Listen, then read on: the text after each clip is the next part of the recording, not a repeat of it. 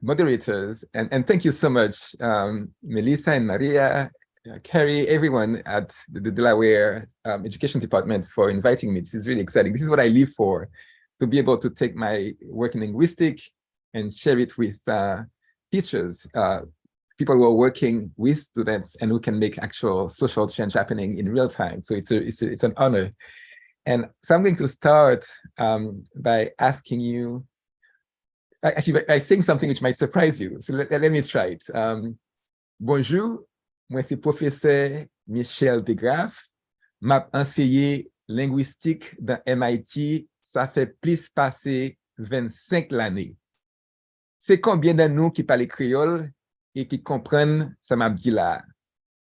So, how many of you in the room speak Kreyòl and manage to understand what I just said? So now I'll have to rely on Melissa to tell me what the answers are.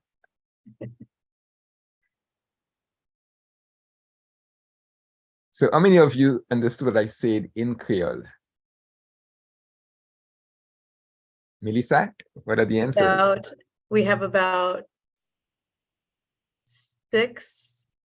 about seven people so far. Okay, 7 out of how many? 173. Wow, okay. So now let me ask you another question. How would you feel if, given that I know that only 7 of you speak Kreyòl, and if I were to keep speaking Kreyòl throughout this presentation, though I also know English? So I'll just take one answer. Maybe in the chat, perhaps someone might say how they would feel if I were to give this lecture entirely in Kreyòl, which is my native language.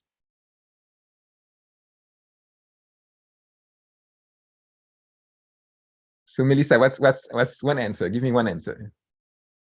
Let's see. Frustrated, challenged, yes, lost.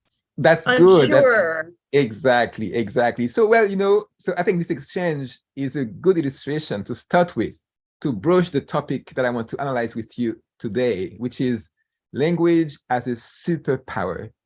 Either for evil, like the way you feel now, that you're frustrated, challenged, unsure, or that superpower can be used for good. So the title here is exactly what I want to talk to you this morning about. What makes language a superpower? And this slide, I think, says it best, and it uses a quote from a professor called Eckhard Wolff. He once wrote, "Language is not everything in education, but without language, everything is nothing in education." Actually, this is just not true for education. It's true for virtually every single human endeavor, as far as I can tell, from education to research, to healthcare, to justice, to human rights, to really almost every single sphere of human activity. So we could actually just have this instead of just saying in education. So language is not everything, but without language, everything is nothing. And one could also cite James Baldwin, who also put it so well when he said that language is also a political instrument, means and proof of power. It is the most vivid and crucial key to identify. It reveals the private identity and connects one with or divorces one from the larger public or communal identity.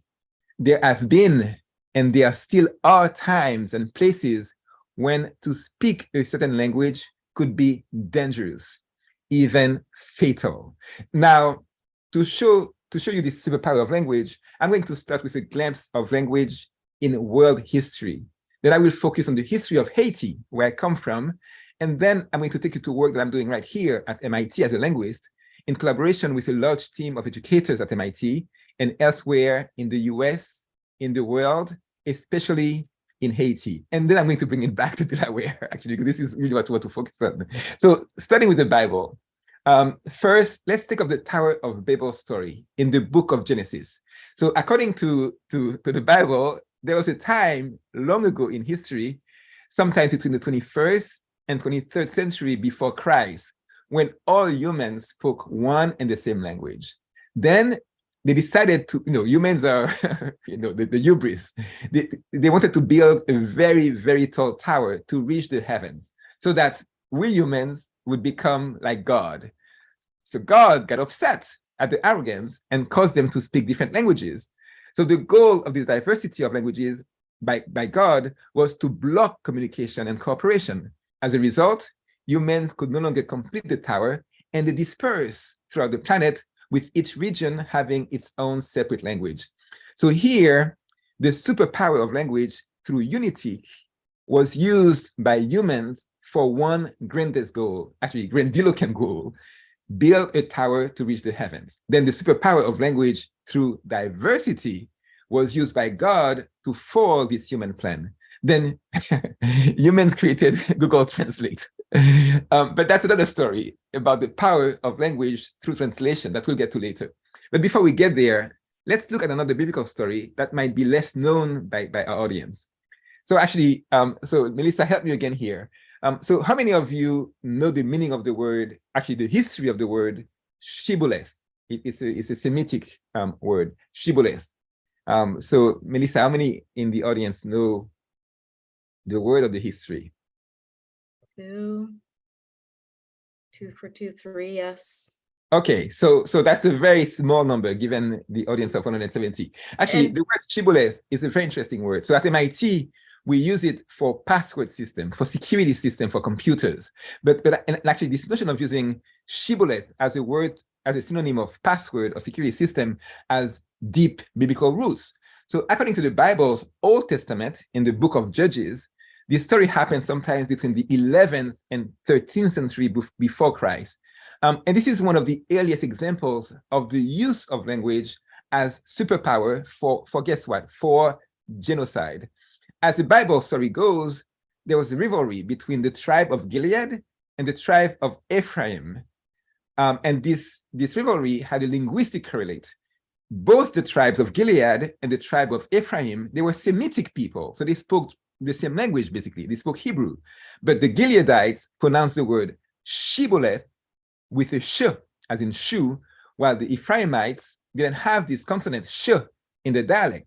So they pronounced shibboleth with an S, as in su, siboleth. So in the Bible story, the Gileadites and the Ephraimites, they fought this bloody battle by the River Jordan. And at the end, the Gileadites decided to massacre the Ephraimites. But since they were both Semitic tribes and they look almost exactly alike, the only way to tell them apart was through shibboleth, through language. So the Gileadite sentries, they would ask soldiers who were trying to cross the River Jordan to safety to pronounce the word shibboleth. And those who said siboleth, they were killed. According to the Bible, 42,000 of them. Okay, so that's the story of shibboleth in the book of Judges. Okay, now there's been lots of examples of the use of shibboleth in the history of the world, and most recently, in the 20th century, in 1937, there was a massacre of Haitians in the Dominican Republic, next door, and the general Kreyòl, a dictator in the DR, he instructed his henchmen to ask dark-skinned people to pronounce the word perejil. Perejil is a Spanish word for parsley, and it's a very hard word for us Haitians to pronounce because we don't have those two consonants in Kreyòl, the r and the h, you see? So those who couldn't pronounce perejil as native Spanish speakers, they were killed. They were actually, with many of them, with machetes. So some 30,000 Haitians were killed through the use of the word perejil that they couldn't pronounce as Dominicans were pronouncing it. So what we see then is that starting from biblical times to the present, language has often been used and misused as a superpower to unite or divide people. And there has always been discrimination based on the perception of speech patterns, such as she-boleth or si-boleth or perejil. And in the case of the DR, it was used as a way to determine who's Haitian, who's Dominican. But even among us here in the US, sounding Black or sounding Hispanic or sounding Haitian would often entail certain civil rights violations against minority groups in banking, housing, real estate, education, etc., including in places that are very liberal, like in Boston or perhaps Delaware. So basically, there has been many cases of shibboleth giving rise to genocides, legal convictions, rejections of asylum, etc. Okay? So now I'm going to start going more personal and talk to you about the superpower of language to unite or divide in the history of my own country. As a language from Haiti, I'd like to highlight some of the ways that Haiti provides what I think is a unique lens to understand language as a superpower for evil or for good. So what we're going to see now are some telling examples of how language can be both a tool for oppression and a powerful weapon for liberation. And you'll see that very clearly in the case of the fight for independence in Haiti. So to fully understand this power of language in Haiti's history, we have to examine the country's colonial past.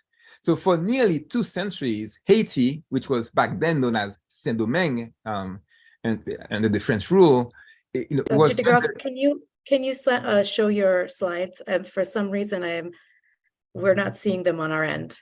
Oh no!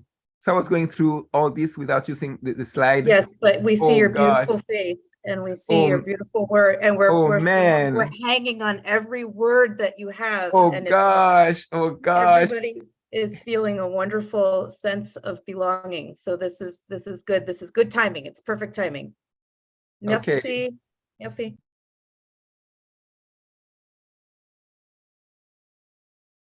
Oh man.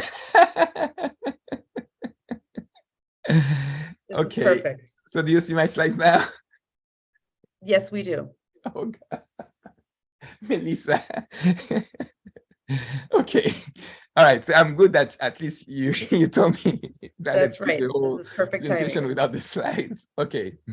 So now let's go back then to the history of Haiti. And what I want to, in fact, that's okay.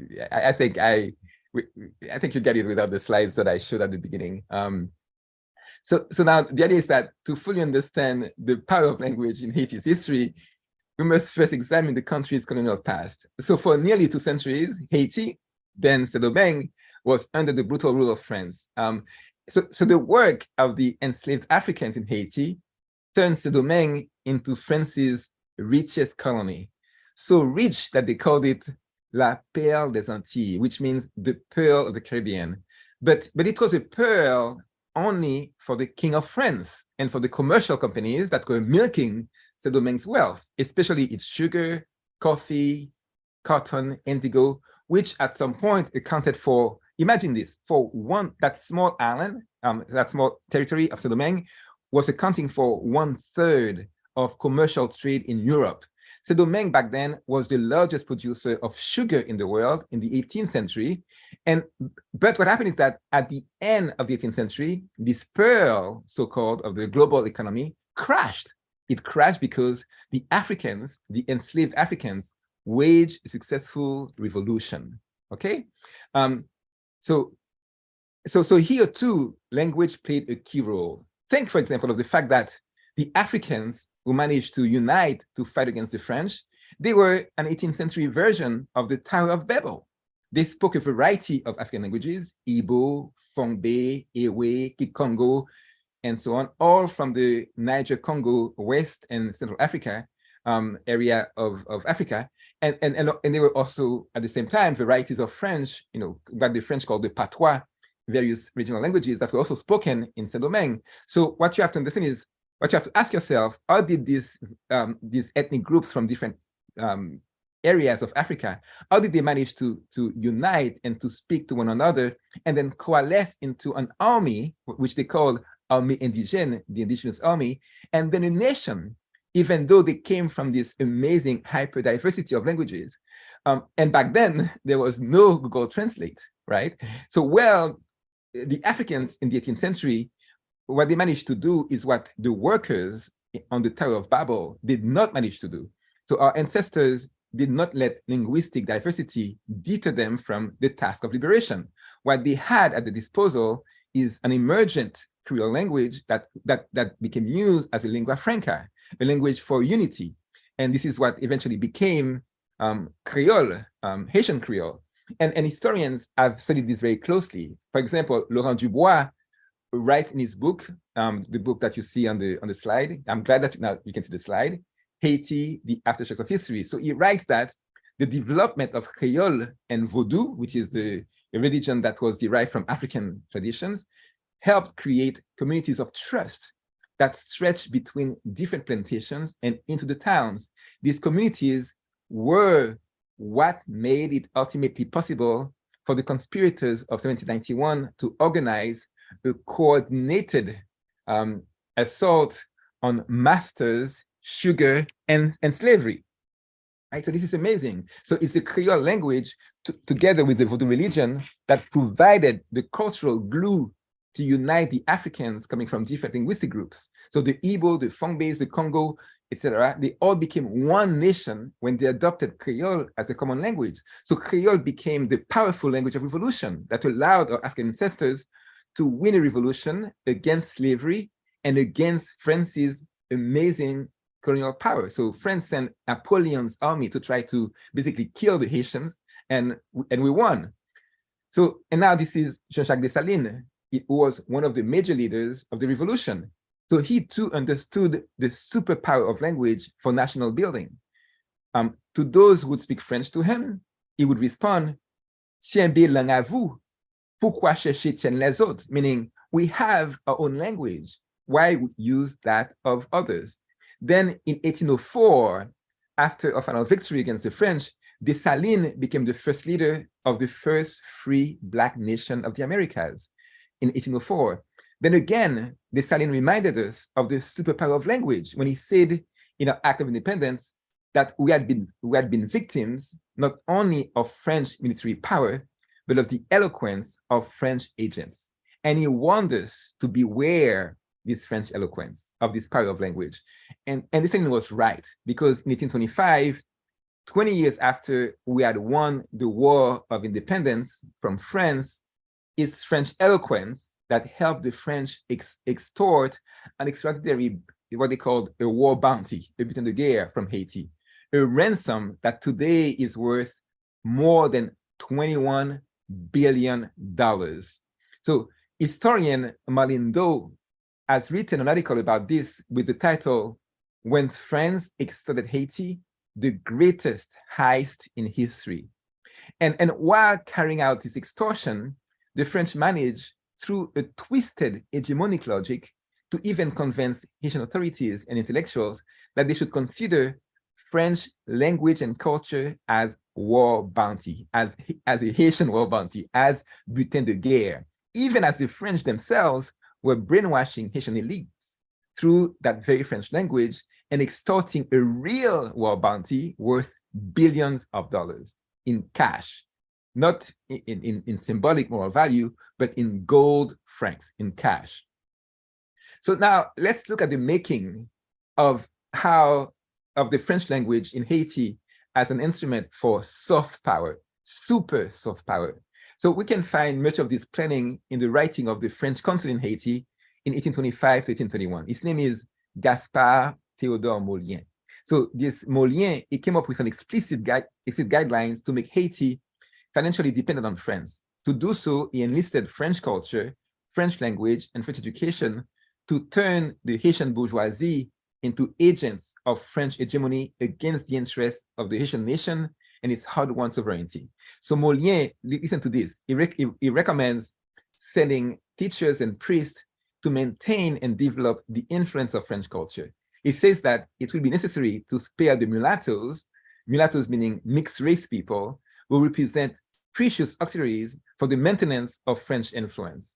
He said that we must subjugate the Haitian people entirely to the consumption of the products of our industry. So Molien wrote this book in 1830 with the title Study of Haitian Customs, while he was negotiating on behalf of France for Haiti to fully accept the payment of this ransom that was worth 150 million gold francs. Now, it's really important to understand that this power of language is one of the factors why Haiti has been so impoverished throughout history. So often you hear the phrase, Haiti, the poorest country of the hemisphere. It's not the poorest country. It's the most impoverished country. And language has played a key role in this impoverishment. And actually, and this is connected actually to the larger issue of language education, which we'll get back to very, very quickly. And what I'm going to show you now is that not only language can be used for power, but also linguistics can be used for power. Because in its use of language for French hegemony, Molière, the consul Molière and his successors were indirectly assisted by linguists themselves, who already in the 18th century and through the 19th all the way up to the 21st century have been putting Creole languages, such as Haitian Creole, at the bottom of various hierarchies. So here I put you a sample of quotes just to show you the ways in which linguists themselves have participated in this brutal hegemony, basically racist hegemony against Black people, right? By putting the languages at the bottom of various hierarchies. For example, already in the 18th century, Creole is nothing but French back in infancy. Listen to this, and this is from a Swiss linguist in Haiti, that Kreyòl is an imbecile jargon for a species of human beings that lack intelligence to speak another type of language. And the same has been repeated throughout history, including in the 21st century, including in the New York Times. So this is quote number 4. Creoles most approximate some of the early languages. Creoles are the only languages which have started again. Now, this is the idea that Creole languages are like linguistic forces. It's like if when I speak Creole, like at the beginning I spoke Creole to you, it's as if my brain would revert to a primitive state of human species at the dawn of history, right? This is really quite shocking to hear from scholars. And what I've done myself in my own work as a linguist, I've gathered all these racist anti-Creole myths under the umbrella that I've called Creole exceptionalism.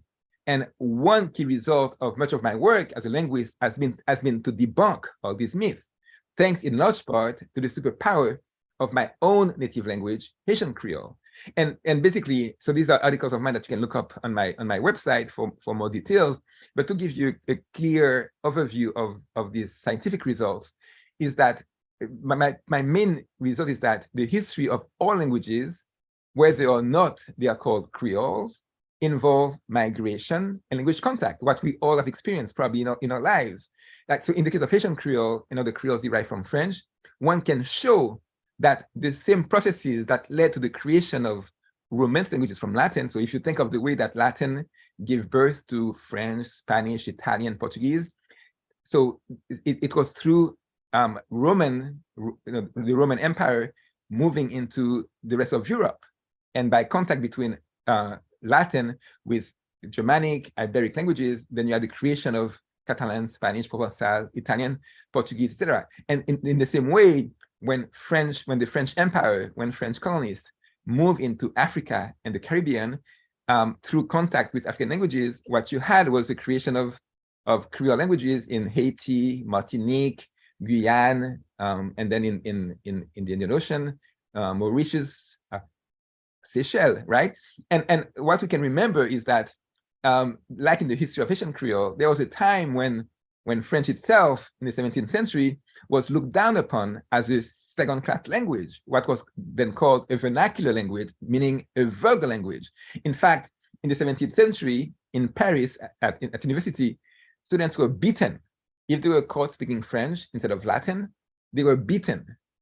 So let's think of that, actually. Now, to move forward, what I want to talk to you about is the fact that in my own work, what I've done is actually, in a way, I've pushed a more positive outlook on Creole languages, and I also do that among my students. As I take the classroom, as you all do, as a site for social change.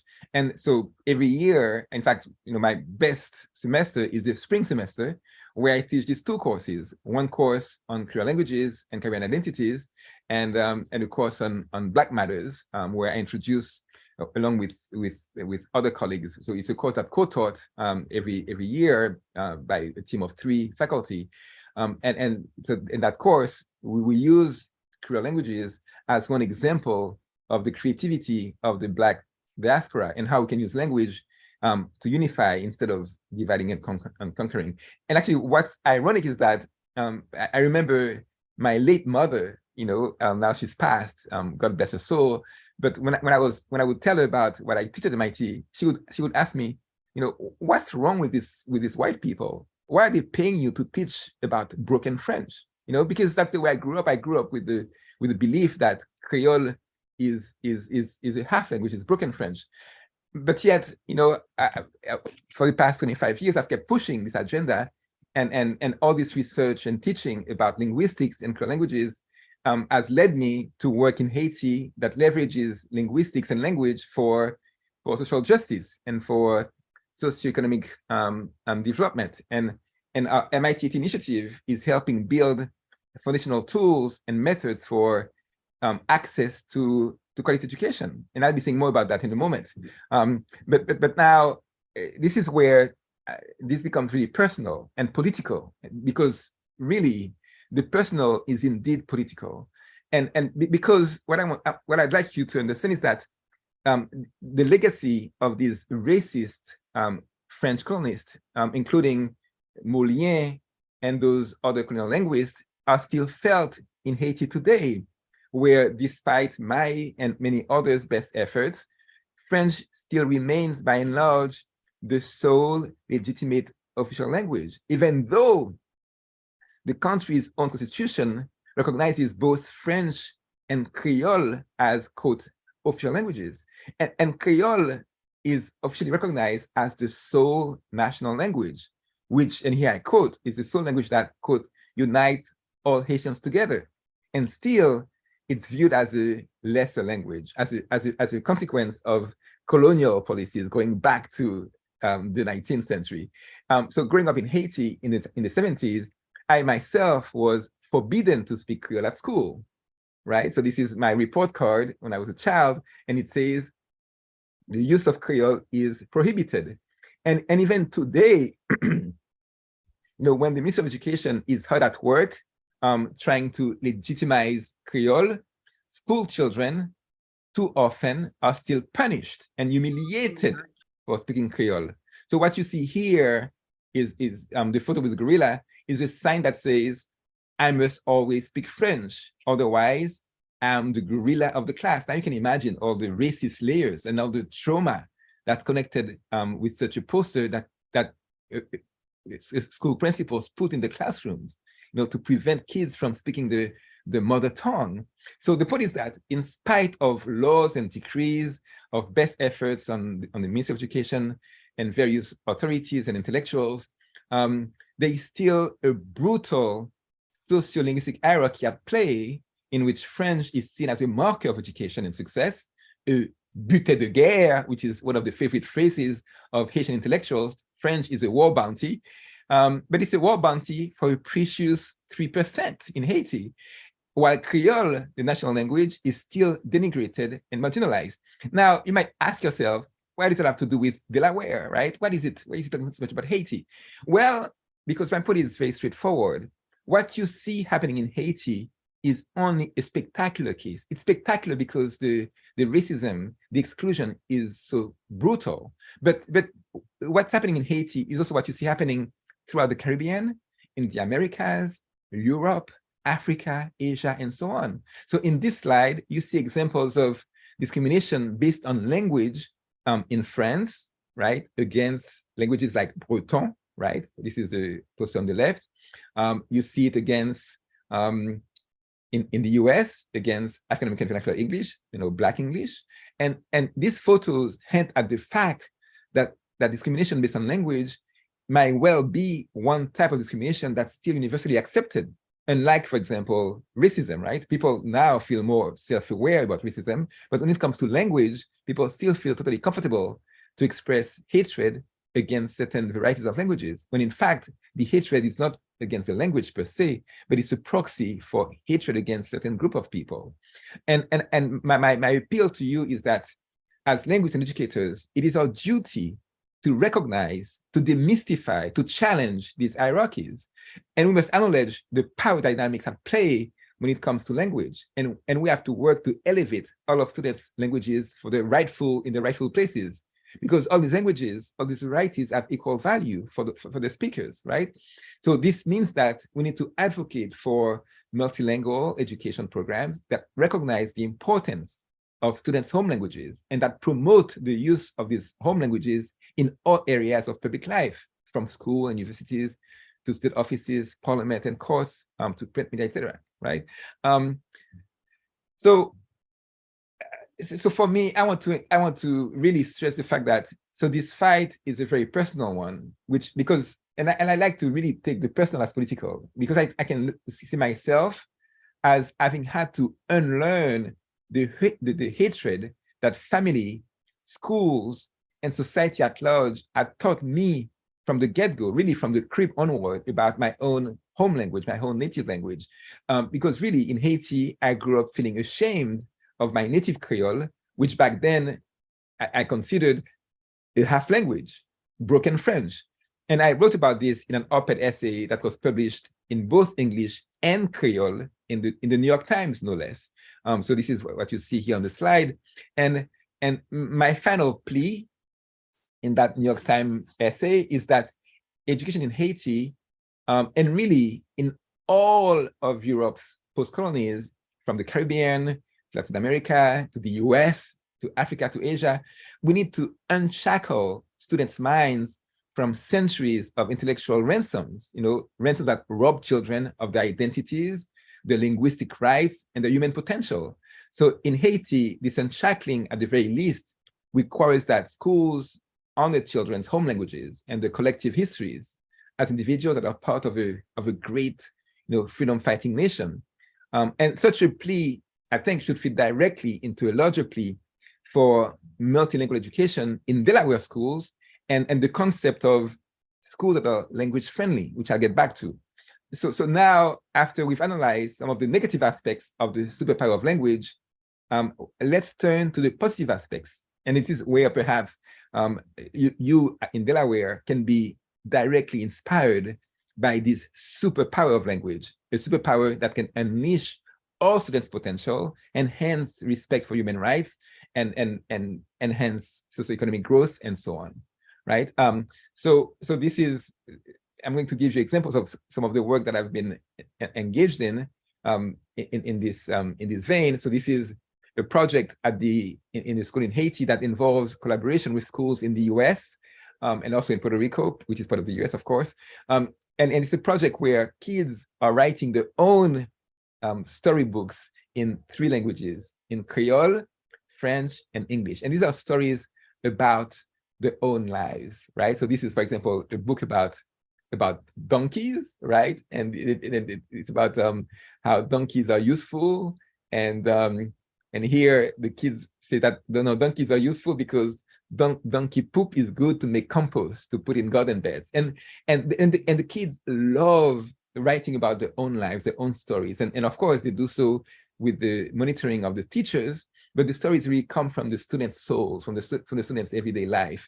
And the results of this project is amazing. So I've written about it. You can look at my website and you'll find articles that detail the learning gains of those children when they engage in this story writing in their own language based on their own lives, right? And this is just a comparison between the results we've achieved promoting the child's home language. So on the left, you see a graph from the World Bank, and you see the results in terms of learning gains in reading. And on the right, you see the learning gains of the school in Matenois. LKM is that's short for L'École Communauté Matenois. And the kids do at least 3 times better because they use the native language in writing their own stories.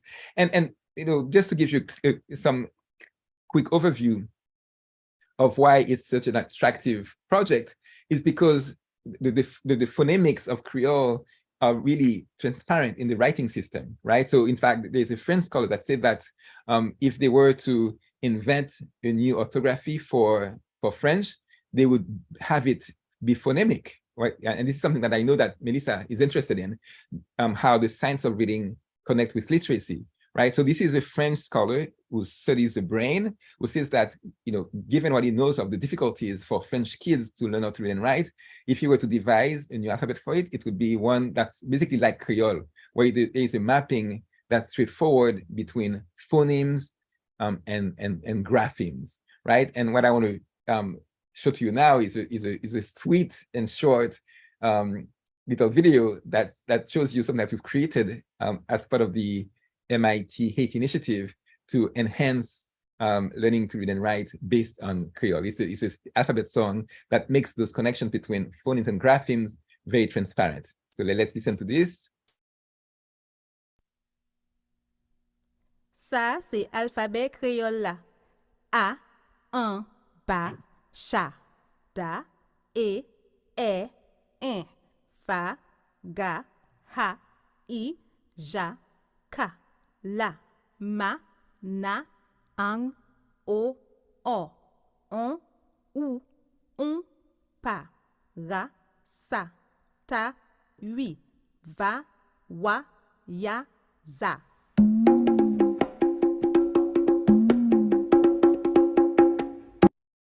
Okay, so with more time, I'll show the whole thing, and maybe we could dance to it. But time is running short. But the good news is that this model is spreading. It's spreading throughout the island of Lagonave, where the school is, but it's beyond that. It's spreading in various places in Haiti. We got the school got some major award from the Ministry of Education. But the next step has been going from the primary, secondary level and reaching out to university professors, making sure that they themselves can participate in this renewal of Haitian Creole as a powerful tool for education. So I'm going to show you another little video that illustrates the work that we've done with teachers. C'est la première fois on voit effort fait comme ça pour tout un logiciel dans niveau ça, dans niveau technologique ça, il faut arriver fait puis mettre dans Kreyòl. Donc la plus accessible parce que il était clair que moyen que on apprenne plus bien c'est l'on apprendre dans la langue maternelle, dans la langue maman papa. Donc li sorti dans cadre théorique là pour rentrer dans une véritable pratique de laboratoire, même le laboratoire là pas réel, mais ça l'a fait dans le logiciel là, c'est un coup laboratoire est devant. Donc kounya professeur vient réaliser qui gens outils ça yo ka aider yo dans former une nouvelle génération professeurs, maîtres, maîtresses et étudiants qui ka vinn plus créatif, qui ka commencer faire bon genre recherche dans sciences et mathématiques et puis comme ça, il y a cap contribuer dans le développement économique pays en tout bon vrai. So we have a few papers that are written about the results of this initiative. And basically what we've documented very closely is that how we've managed to create a change in attitudes around 3 dimensions, in terms of Kreyòl as a language for instruction, in terms of active learning, going from the rote memorization methods that are very popular in Haiti to more active learning, and then around the use of technology in teaching.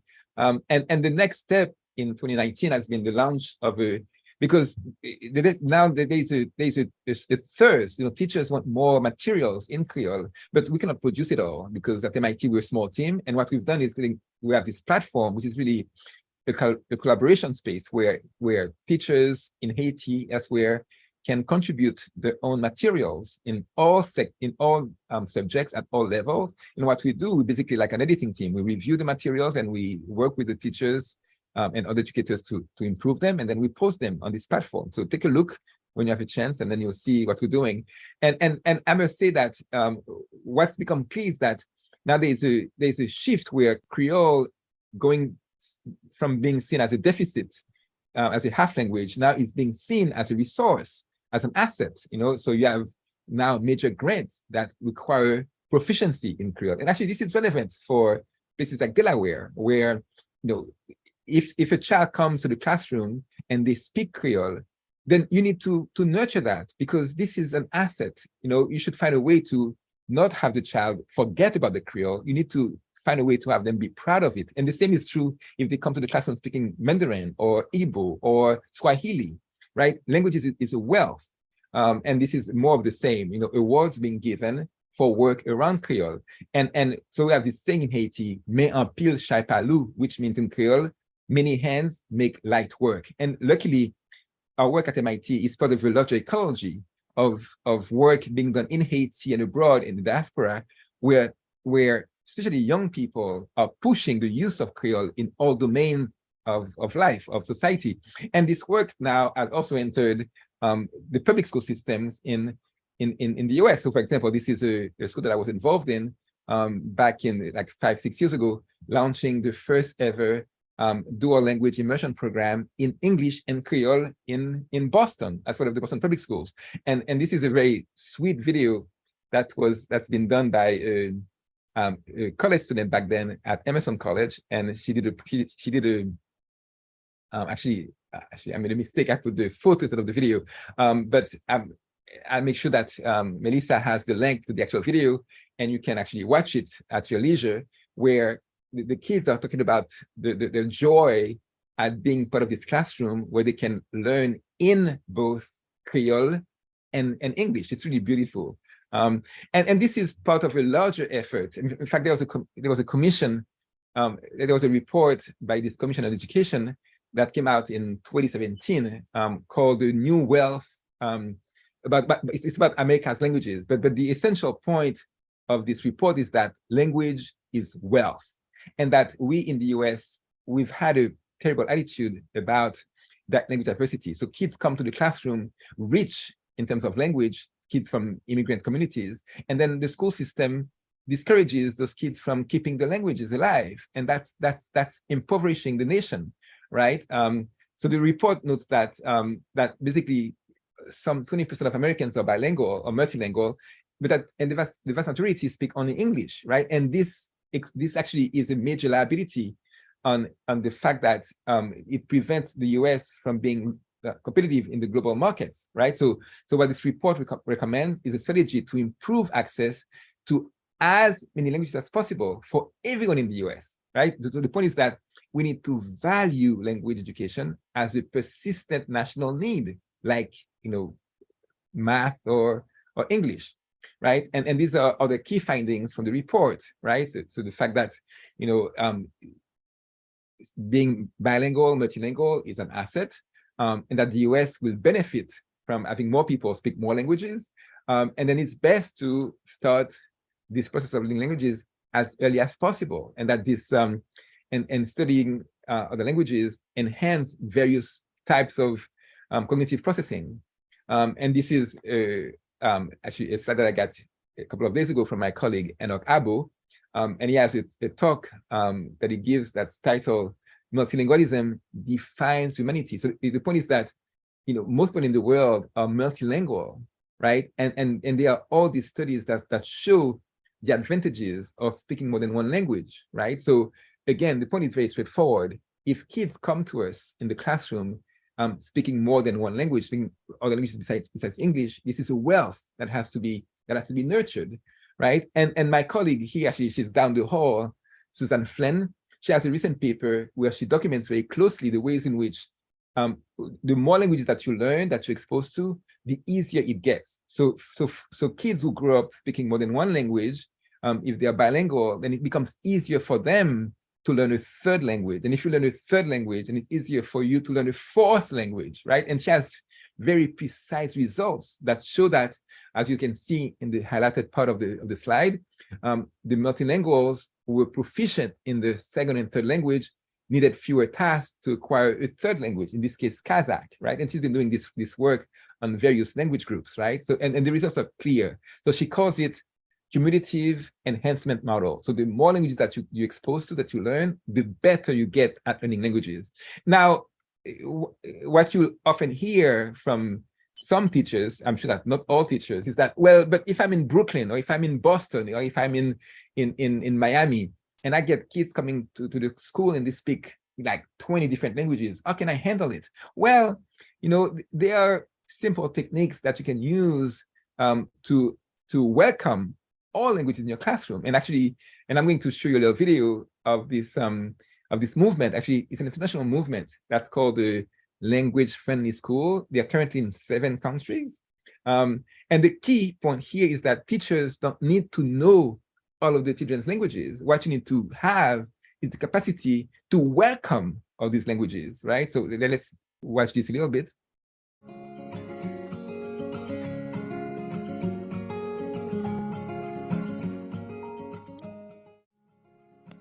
The Language Friendly School was co-founded by Ellen Rose Campbell and Emmanuel Lepichon-Vorstman. After more than a decade spent visiting schools and speaking to parents, children, and educators, they discovered that language diversity was not the problem, but rather the solution to fostering a climate of inclusivity and well-being. This language diversity needed to be viewed through the lens of a language-friendly pedagogy throughout the school and wider community. Through this lens, educators, families, and community members could come together to build a solid foundation upon which students feel invested, autonomous, competent, and connected to one another. Children need to feel that they are able. This sense of self-determination fosters a stronger sense of learner autonomy and learner investment. This is especially true for the newly arrived migrant children in our school system today. Language-friendly schools are schools that welcome and value all languages of the community equally. They encourage students, parents, teachers, and all members of staff to use these languages freely in the school. Language-friendly schools aim to become linguistically and culturally inclusive, ensuring that all members feel valued and respected regardless of the language that they speak.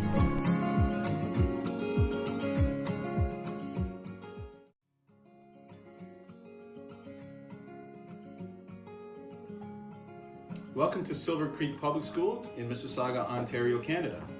We are always striving to be a language-friendly school for many reasons, one of them being our demographics. More than 80% of our students are learning English as an additional language.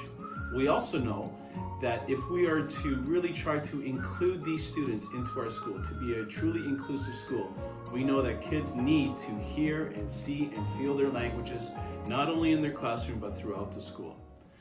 Okay, so there's more, but I'll skip that. And this is another resource I wanted to point out too. This is a great resource. Actually, I had the teacher come to my MIT class and talk to our students. It's about how to welcome students from various backgrounds and to make them feel that they belong. It's a beautiful book, which I recommend. And in closing, I just want to stress out some of the advantages of multilingual education in terms of, really what we're doing is creating a new culture of deep learning and enrichment through multiple languages. And what we can do, and here I'm sure that maybe Delaware's teachers can enlist statisticians, social scientists to document how the students are succeeding, because often there's this idea that speaking a different language besides English is a deficit, but in fact, we know now from various results in Hawaii, in Africa, in Europe, that having this multilingual background is an asset, even for learning English, right? So it could be nice. In fact, we have results even here in Boston, where the students at the bilingual schools in Mattapan, at the Boston Public School System, they're doing much better than the monolingual peers. And in the case of Haiti, what this is doing is demystify those colonial beliefs about language. And basically what we're doing is, by doing so, we enrich our humanity. And there's a much larger impact in the world. The fact that in the world today is still the fact that 40% of children are still being mistaught in a foreign language. And as it turns out, these children are typically in post-colonies of Europe, in places like the Caribbean, Africa, right? Which is not an accident at all. So I think that in closing, that educators, linguists, humanists, scientists, activists, artists, we can collaborate as we're doing here to solve these global challenges to human rights. So thank you very much. I'm going to close here and stop sharing. Oh my goodness, Dr. DeGraff.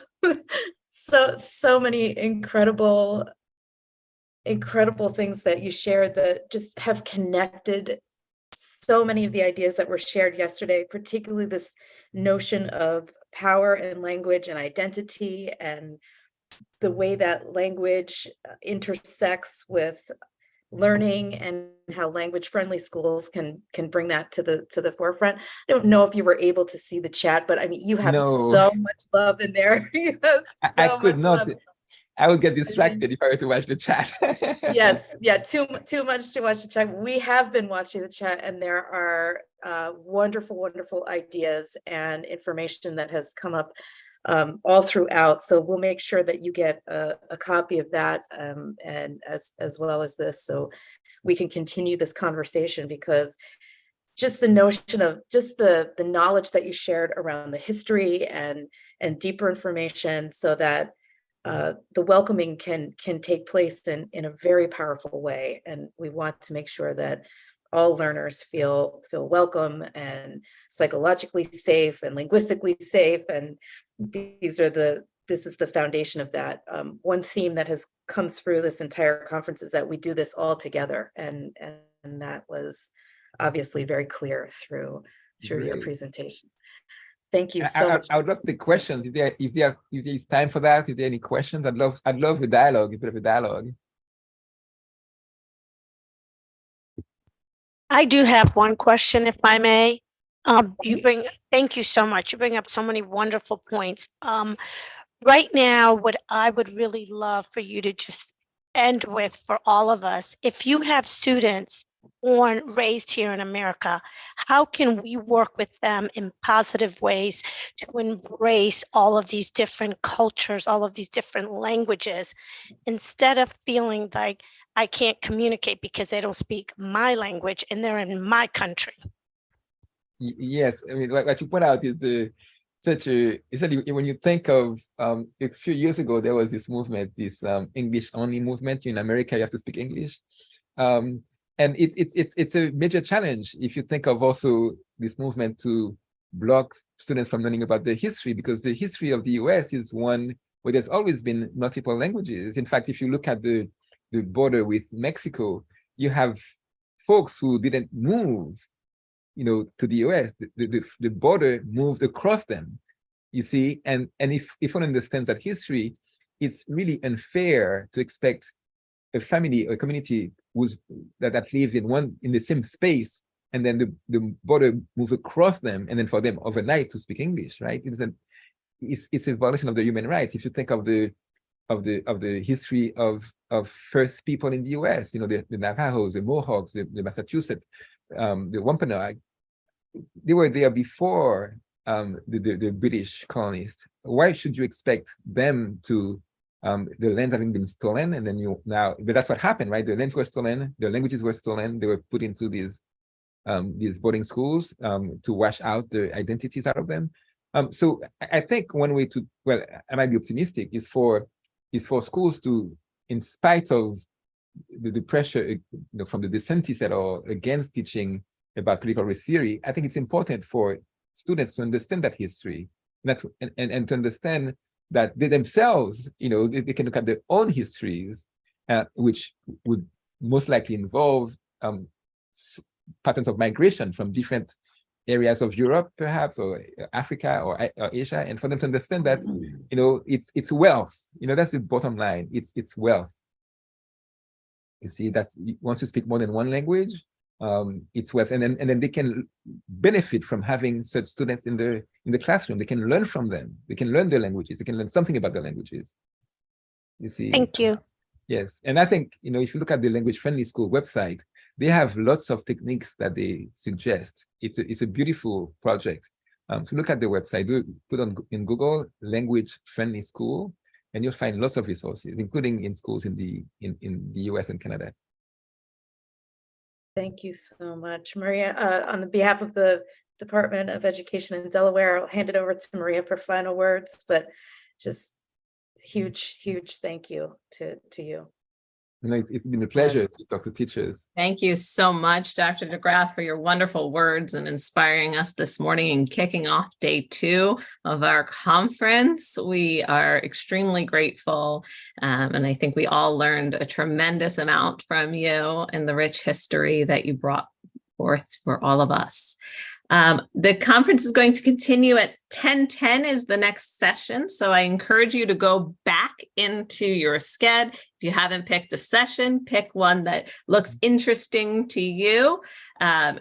That's a short break, so you have about 8 minutes to get there, and we will keep rolling into our next sessions for the day. We are really excited, and thank you so much again. It's been a pleasure. Thank you for inviting me. Thank you. And don't forget, we are recording all these sessions, so they will be shared for folks to be able to hear these great messages. Excellent. Thank you. I wanted to ask what your background means. Oh, I was hoping that someone would ask. It says Aklan Kreyòl, la science fait des cabesses. It means that Kreyòl together with science is a win-win combination. So basically, Kreyòl contributes to science, and science contributes to Kreyòl. And the same could be true for any language, that if you speak a language, using it in science benefits both science and the language. That's what it means. So de cabeza, actually, de cabeza comes from the Spanish, dos cabezas, so yeah. when you play dominoes, at the end of the game, if you can win by putting your piece at either end, it's called de cabeza. It's a double win. It's dos cabezas, de cabeza. That's so cool. Thank you for sharing. You're welcome. Thank you for asking. Thank you. Talk to you soon. Talk to you soon.